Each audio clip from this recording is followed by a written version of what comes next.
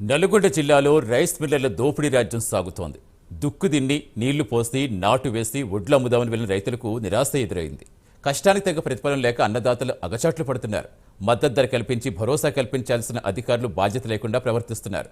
నల్గొండ జిల్లాలో rice millers దోపిడీ వ్యతిరేకిస్తూ రైతులు రోడ్డెక్కాల్సిన పరిస్థితి దాపురించింది.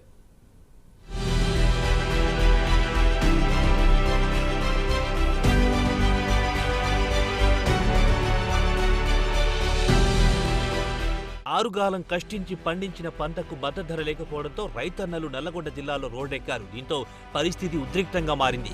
మిల్లర్ల నుండి సానుకూల స్పందన లేకపోవడంతో అసహనానికి గురై ధాన్యం తెచ్చిన రైతులు రోడ్డుపైన నిలిపివేశారు. వేములపల్లి మండలం శెట్టిపాలెం మండలాలకు చెందిన రైతులు నార్కట్పల్లి అద్దంకి రహదారిపై అడ్డంగా ట్రాక్టర్లు నిలిపి ధర్నాకు దిగారు. దీంతో ట్రాఫిక్ నిలిచిపోయింది.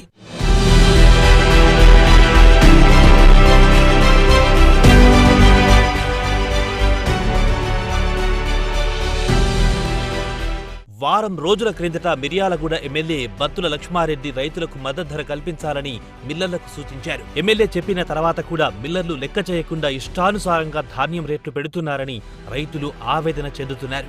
యాదాద్రి భువనగిరి జిల్లా బొమ్మల రామారంలో వరి ధాన్యం కొనడంలో నిర్లక్ష్యంగా వ్యవహరించినందుకు సీఈఓను సస్పెండ్ చేశారు యాదాద్రి జిల్లా కలెక్టర్ హనుమంతరావు. మిర్యాలగూడ సబ్ డివిజన్లో ఇలాంటి సంఘటన చోటు చేసుకోకుండా అన్ని చర్యలు తీసుకుంటున్నారు జిల్లా ఎస్పీ శరత్ చంద్ర.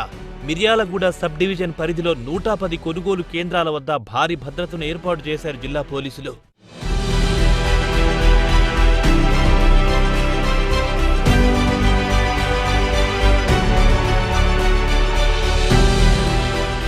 రైతులకు ఇబ్బంది కలిగించే మిల్లులపై కఠిన చర్యలుంటాయని జిల్లా ఎస్పీ హెచ్చరించారు.